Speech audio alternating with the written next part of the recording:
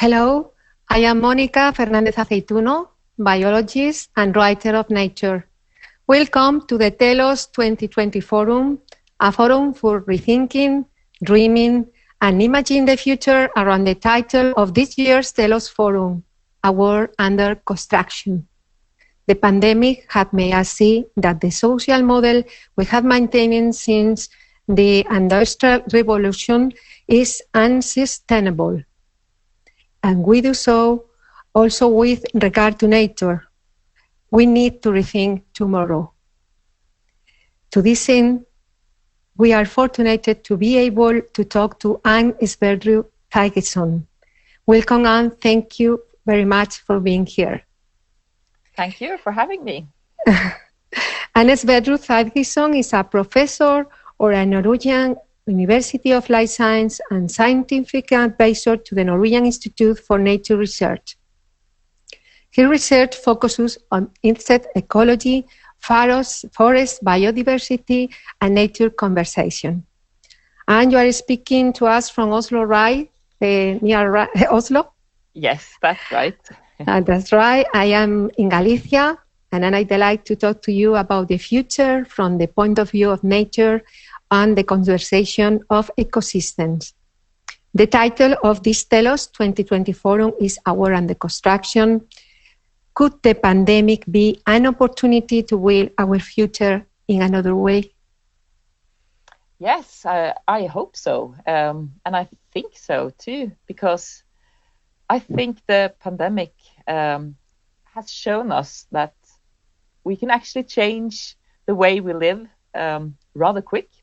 If we realize that something is really, really important to us, if we need to change to continue living the way we live today, the way we want to live, we have seen, the world's leaders can change how they govern the economy of the countries. People have changed their sort of private behavior, social distancing, using a face cover, all these things. Researchers have shared data in real time, which is part of the reason why we have this vaccine coming, hopefully very soon. And I think all this shows that if we realize that something really, really important is at stake, then we can change our behavior together. And this is exactly what we need to do also when it comes to the way we treat nature. Because as you know, and as you said in your introduction, the way we live today is not sustainable. We humans have changed nature more the past 100 years than ever before in history. And we know that this cannot go on in the long run. We need to start finding a way of living that is more on terms with nature, to work together with nature instead of keeping, destroying nature and degrading nature. So yes, I think, and I hope that we will all take this opportunity, that the world's leaders, our politicians, will use this opportunity to change the world to a more sustainable world in the long run after the COVID crisis is coming to an end. We need to rethink tomorrow, no? This rethink everything, rethink the nature and the look at nature, for example, no? Yes, because I think we have tended to imagine, nature as an enormous storehouse or warehouse where we can just go in and take out, harvest the stuff we need without ever having to think about that it will end someday. And I think there are so many details, of course, that the researchers can, and the politicians and people can disagree upon, of course, but still you cannot really dispute the fact that living in a way that demands more and more resources cannot go on a planet like the one we are so lucky to live on, which actually has a limited supply of resources. That's something we know for sure. So, okay, we can, of course, discuss how close is the big crisis and what are the best ways to go about to fix it. But there is no doubt that we have a nature crisis, a biodiversity crisis, which is just as acute and just as serious as the climate crisis. And this is something we need to solve. These two crises needs to be sort of, we need to treat them together and to look at them together and find a way to solve them. And I mean, that can be done. But it has a lot to do with mindset and, of course, knowledge. At a conference in Manchester, you said, "The world is rich in small wonders, but so poor in eyes that see them." What do you think could be done to enrich that look at nature? I think it has a lot to do with knowledge, of course. I think it has a lot to do with understanding that we humans, we represent just one species out of nearly 10 million species probably on this planet. And we are so tightly interwoven into this fabric of life with all these other species. The way of life as we know it depend on these other species and the goods and services that we get from all these other species. And I think one way of looking at this is to imagine the planet as sort of a hammock, a woven hammock, a hammock of woven fabric. Maybe you are so lucky that you have one like that out in your garden. And you know, this, if you imagine that life on Earth is a woven hammock, we can think of all the species on this planet as separate threads in that weave of the fabric. And what we do when we go on, you know, making species go extinct and reducing the populations of different species, that is like we're pulling out one thread of that hammock. We're making small holes in the fabric. And we are actually resting, we humans, human societies are resting in this hammock made of the life fabric. And right now we have a few holes here and there and some loose threads. And the thing is, if we pull out too many threads or the holes get too big, the whole hammock will eventually unravel. And our welfare and well-being will go along with it. And I think this is what we need to understand, that we are part of something much bigger. And we both have a moral duty, but we also, for entirely selfish reasons, to keep our society, we need to take better care of all these other species and the places where they are to live, their habitats. Perfect. The species of our time, not the species in another time. The contemporaneous, I don't know the word, the species now, no, around us, yes. Around us. It's our net. It's our net. Yes, exactly. Exactly. Do you think that ecosystem can still be repaired? Because this conversation has been titled "The Importance of Maintaining Ecosystem." Can still be repaired, the ecosystems? Yes, I definitely think they can. I mean, in many ways, life on Earth is quite robust, right? After all, there has been life on this planet for almost 4 billion years. And that is such an enormously long time span that we cannot really perceive it, I think. I mean, 4 billion years almost since life started. And we humans have only been around for, I mean, our human species have only been around for maybe 300,000 years, which is absolutely nothing compared to the time that life has been, going about on this planet. So I think life and biodiversity is robust in many ways, and nature adapts all the time. I mean, evolution keeps going. Evolution happens every day, of course. So I think that will continue to happen. Nature will adapt to the changes we have made.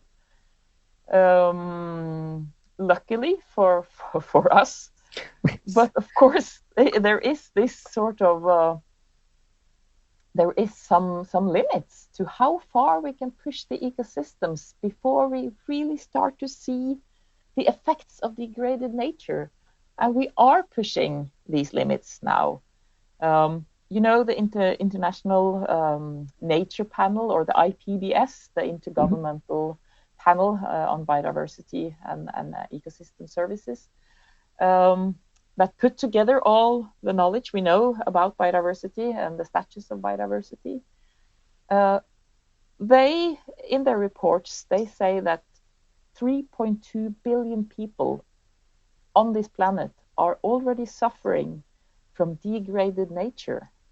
So they are suffering in their daily lives because of this. And they also say that we are actually already losing 10% of the world's economy every year because of degraded nature and destroyed ecosystems. So we are really approaching these limits. We still have an opportunity to do something, and we really need to start doing that. We need to start that change really quick, because the more we degrade nature, the harder it will be to bring it back again and to make these ecosystem services that we depend on, make them work again. Because nature is doing so many things for us, 24/7. Nature is working for us for free. They are, pollinating our food crops. They're recycling nutrients. They are giving inspiration, making it possible for us to live our lives. So this we really need to take in and to understand, and then we need to change the way we live. Mm-hmm. Could insect, you have written a wonderful book, translated into Spain, is with the title Terra Insecta. This wonderful book, beautiful book. I don't know if bueno, no puedo, tengo la cámara al revés. Good. Could insects inspire us for rethinking the future? Is the insect is the best form in the nature, no? It's yes. Head and thorax, abdomen is a good form for the nature, but in another way about insects is rethink the future with the insects. For us, for example, an example for us for life on Earth, like insects. Yes, I think insects can inspire us in many ways and can give us ideas and inspiration to shape our new future. I think just by looking at the sheer diversity of insects. I mean, insects are beautiful creatures. They come in so many shapes and colors. They live so many strange, bizarre, funny lives. So I think just the fascination you feel if you start learning a little bit about insects, this fascination and this learning about all the interactions between insects and other species, I think this sort of creates an understanding for this complex web of life, and it also gives you a certain awe, I guess you would call it in English. It makes you realize that nature is so fantastic. There are so many species out there doing amazing things. So that's one thing. And I also think in more sort of concrete ways that insects can help us. For instance, we know that we can look to the insects in our hunt for new forms of antibiotics. Because ants, for instance, they live, in really big communities.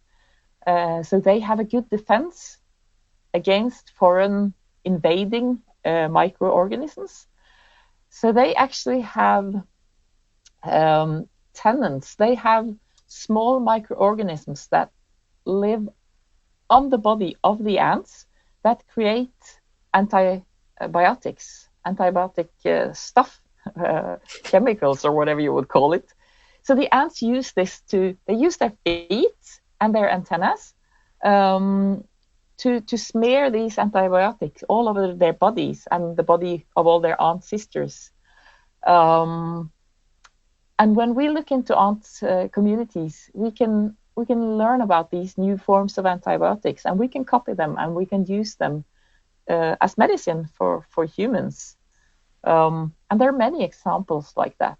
Insects have inspired, more energy efficient buildings. For instance, the termites in the tropics that build these termite nests. Fantastic. Yes, just use a tiny share. I saw them. Yeah, they are beautiful, aren't they? They are beautiful. And they use so little, they just recycle the air so that they have a natural cooling system. And this we can copy, and it has been copied in buildings, which then can save a lot of energy. So there are many, many ways that insects can inspire both. Inspire us. Yeah. What has most amazed you about insects, Anne? For what insects? Nature is wonderful, is big, but the insects for you? I think it's, why? Because they are, insects make up the majority of the biodiversity on this planet.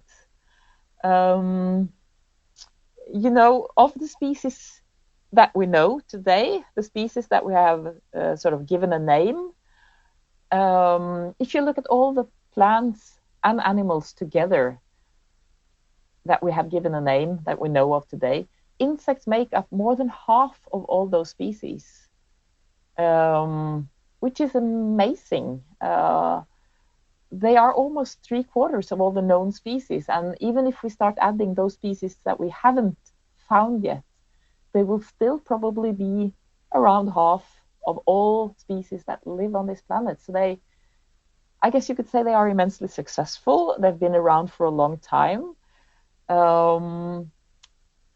And they are small, so they don't need that much room. And they have this amazing thing, that at least the advanced insects, like the butterflies, for instance, which I actually have on my T-shirt, and it's actually even a Spanish T-shirt. It's from Costa Rica. Butterflies. Yes, it says Spanish butterflies, maybe. Yeah, from Costa Rica. Costa Rica, wonderful place. Wonderful place. Biodiversity is the bigger. Yeah, rich biodiversity. Rich biodiversity.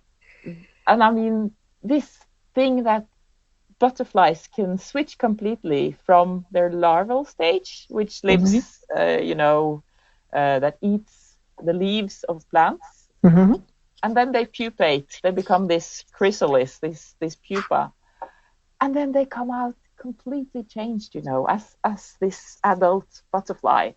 And this fantastic, I mean, it's like a miracle. Scientists like a miracle. Really understand it, yeah. And I think these things are so fascinating. There are so many surprises waiting for us in the realm of insects.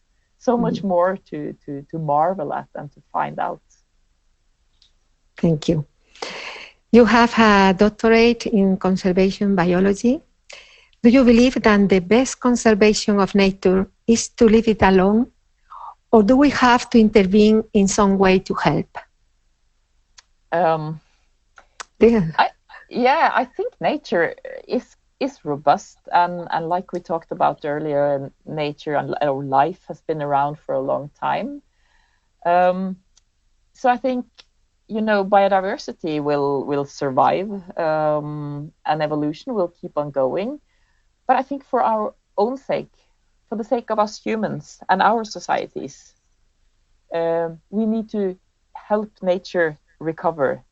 We need to restore the ecosystems that we have destroyed. And as I'm sure you know, 2020 marks the beginning of the United Nations decade of ecosystem restoration. Yes.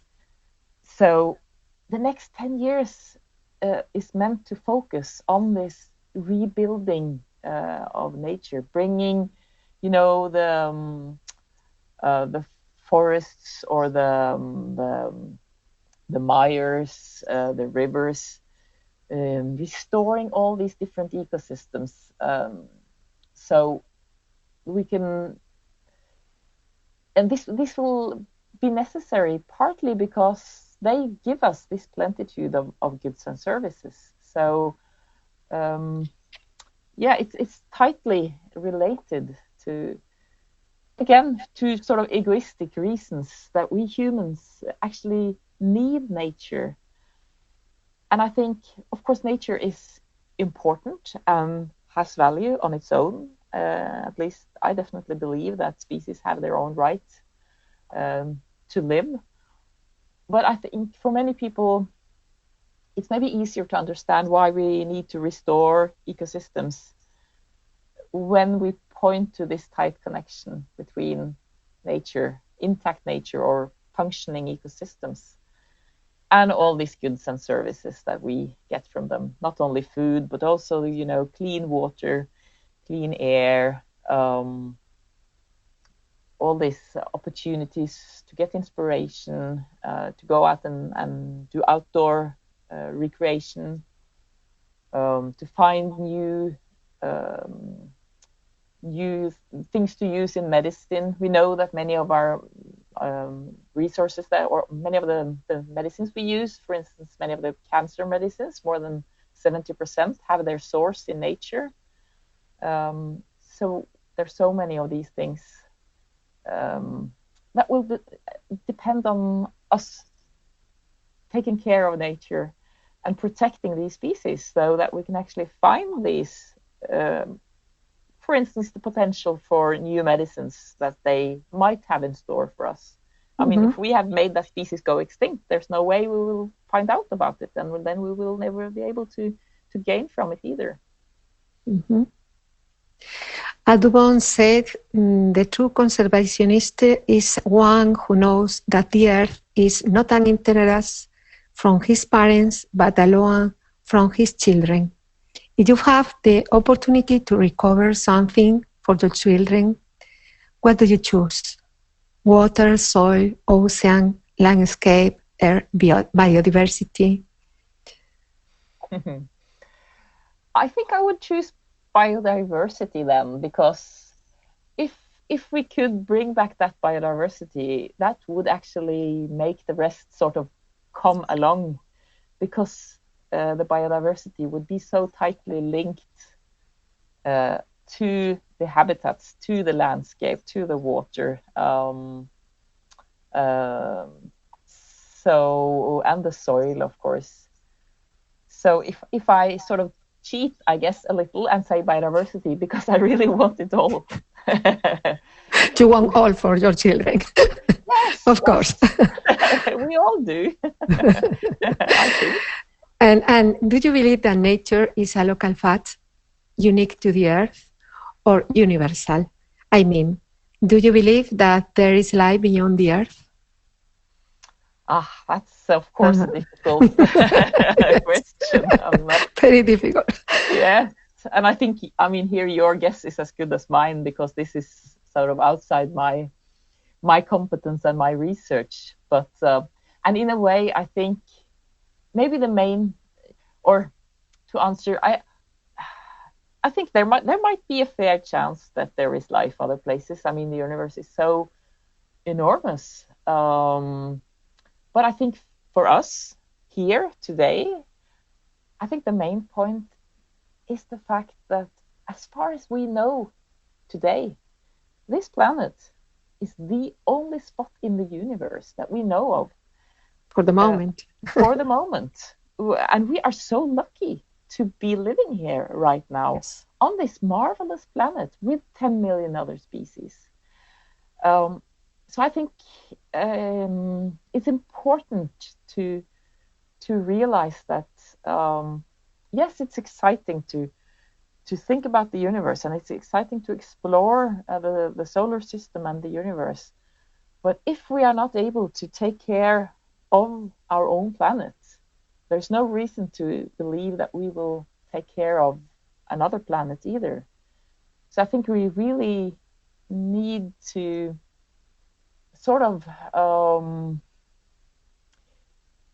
use this, or to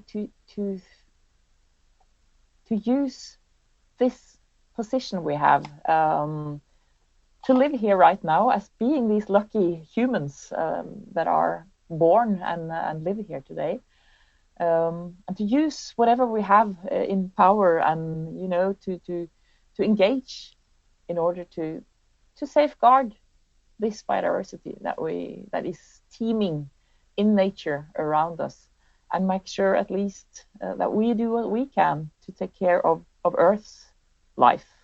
So maybe future generations will learn more about your big question. How do you imagine the reality of the Earth 100 years from now? Another hard question. Very difficult too.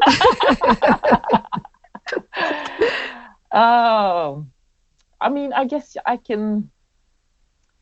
My fear is that we will 100 years from now, we will have a really degraded planet where it will be hard to make sure that we can have sufficient food and clean water and provide good health to all humans that will be living here, however many that is in 100 years. So that would be my fear. But of course, my hope, and I do believe in hope. I think we need to have hope. There is really no alternative. And I think we humans can change, like we talked about. So my hope is that we have switched around, that we have sort of restored nature, that we have found ways to live more, to sort of play along with nature instead of sort of fighting against it and destroying it, that we have found more compromises where we as one of those 10 million species, of course, have a right to live, and we need to use nature for us humans to prosper, but we need to do it in truly sustainable ways. And of course, there is the main challenge sort of boils down to the fact that we are very many people and we spend too many resources. So we can sort of, I mean, either one or both of those somehow needs to be adjusted, and we need to have this more circular economies and circular way of living, where we use resources in a better way. That is truly sustainable. So that's what I hope for the planet 100 years from now. Your favorite place on the Earth is? I think my favorite place on Earth would have to be the redwood forest in California, in western parts in California. of the US. Yes. I visited there some years ago, and I had really high expectations because these trees, are 1,000 years old, and this forest contained the tallest trees Yes. on the planet, more than 100 meters tall. And entering this forest is just marvelous. You feel so little and so large or so big at the same time. You feel really small because these trees are tall, but then again, you really feel that you're part of something bigger. You know, when I breathe out in that forest, the carbon dioxide in my air, the air I breathe out, will go up into, the canopy of those trees, and will be integrated into leaves and trees and roots, and will end up in the forest that I was standing on. And that was just an incredible experience. So I think that would be my favorite place. Sometime I really want to go back and walk in that forest again. Mm-hmm. And your wish for 2021 is? My wish for the coming year would be that we realize that we are one species out of 10 million on this planet, and that we depend on this multitude of other species if we want to continue lives as we do today. And that we are a unique species out of those 10 millions. We have evolved the capacity to evaluate what we do logically and morally from a larger perspective. And I hope that with this insight in 2021, that we will be able to shoulder that responsibility and to start really changing the way we treat nature. Because nature is all we have, and actually all we are. It's wonderful. All we have and all we are. Yes, it's true. It's true. And it's true. And you prefer the insects or the trees? The insects, maybe, or it's the same? It's the same. They all, depend on each other. So I would, I think, insects and plants have been part of a cycle since life started on dry earth, since life moved from the oceans and into to the dry land. So I think they, they need each other, and we need them. So we need to take care of it all, really. But insects make up a large part of this fabric, this hammock that we talked about, because they are such a big part of the biodiversity. So of course, I hope that people can realize that insects are fun creatures and open their eyes to this amazing world of insects and see all these wonderful stories that you can learn about if you just open your eyes. Insects are everywhere, so it's not hard to see them. And they really are amazing creatures, both fun and vital to our lives. Mm-hmm. Anne Sverdrup-Thygeson, thank you very much for being here in our Telos 2020 forum. Our under construction was a pleasure. Listen to you. Wonderful things. You are wonderful things in your head. So we are lucky with this book.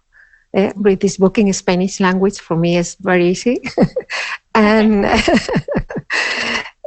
thank you very much for being here. And talk is called da. Is gracias en noruego, maybe? Yes. Yes. Thank you very much for a very interesting conversation. And I hope that people will read the book and join this cheerleading team for the insects, because they really need to have more, followers, to have more people cheer them along. Mm-hmm. So thank you, and good luck for 2021 and for everybody. Thank you very much all for being here in our Telos 2020 forum, and thank you very much, Anne Sverdrup-Thygeson. Thank you.